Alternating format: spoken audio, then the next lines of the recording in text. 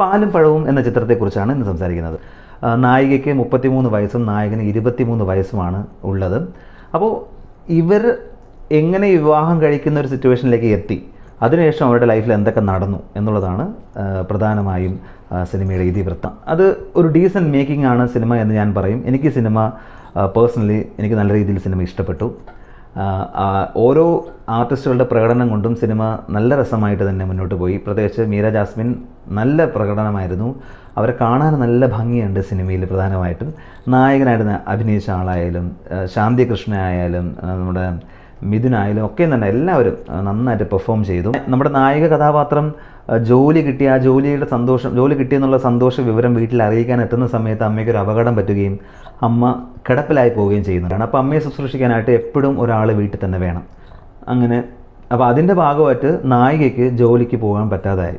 ചേട്ടനാണ് ഉള്ളത്. ചേട്ടന് പിന്നെ ഗൾഫിൽ ജോലി കിട്ടി പുറത്ത് പോകുന്നു. അവരയച്ചു കൊടുക്കുന്ന പൈസയ്ക്കാണ് പിന്നെ കുടുംബം നോക്കുന്നത്. അമ്മയെ നോക്കി ഇവളും കാര്യങ്ങളൊക്കെ കഴിച്ച് കൂട്ടിക്കൊണ്ടിരുന്നത്.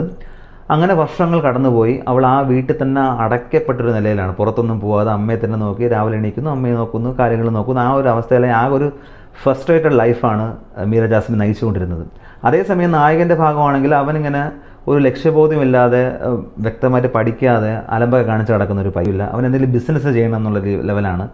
വീട്ടിൽ വന്ന് അതിനെക്കുറിച്ച് ചോദിക്കുമ്പോൾ അച്ഛന് അവന് ഒട്ടും വിശ്വാസം ഇല്ലാത്തത് കൊണ്ട് തന്നെ അതിനെ സപ്പോർട്ട് ചെയ്യുന്നില്ല.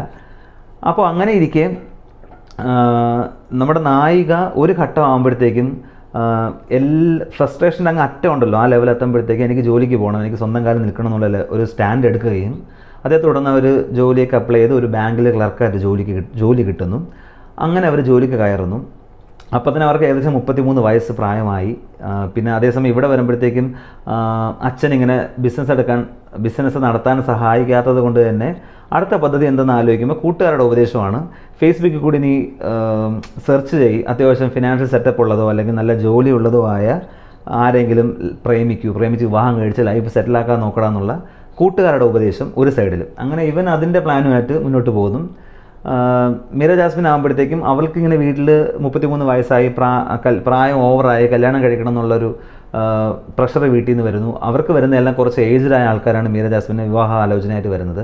ആ ഫ്രസ്ട്രേഷനിൽ അവർക്ക് അതിനോട് താല്പര്യമില്ല. അപ്പോൾ അവർ മീരയുടെ ഒരു കൂട്ടുകാരി സജസ്റ്റ് ചെയ്തു, നീ ഫേസ്ബുക്കിൽ ജോയിൻ ചെയ്യൂ, അതിൽ ഒത്തിരി പേരുണ്ട്, നീ അവരുമായിട്ടൊക്കെ സംസാരിക്കുക, നല്ലൊരു ഫ്രണ്ട്ഷിപ്പ് ബിൽഡപ്പ് ചെയ്യാൻ നോക്കുക, അതിനകത്ത് നിന്ന് നിനക്ക് യോജിച്ച ഒരാളെ കിട്ടുകയാണെങ്കിൽ നീ ചൂസ് ചെയ്യും. അങ്ങനെ പറഞ്ഞിട്ട് ഇവിടെ മീര ജാസ്മിൻ ഫേസ്ബുക്ക് വരുന്നു, അവിടെ അയാളും വരുന്നു. ഒരു ഘട്ടത്തിൽ ഇവർ തമ്മിൽ ഫ്രണ്ട്ഷിപ്പിലേക്ക് ആകുന്നു. പിന്നെ അവിടെ നിന്ന് അവർ നേരത്തെ പറഞ്ഞ വിവാഹത്തിലേക്ക് പോകുന്നു. അവിടെ നിന്ന് എന്തായി എന്നുള്ളതാണ് കഥ പ്രധാനമായിട്ട് പറയുന്നത്. കുറച്ച് ചിരിക്കാനും കുറച്ച് ചിന്തിക്കാനും ഒക്കെ ആയിട്ടുള്ള കാര്യങ്ങൾ അതിനകത്തുണ്ട്. കാരണം നമ്മുടെ സമൂഹത്തിൽ ഇത്തരത്തിലുള്ള വിഷയങ്ങൾ കടന്നു പോകുന്നുണ്ട്. ഏജ് ഡിഫറൻസിൽ വിവാഹം കഴിച്ചവർ നമുക്കറിയാം.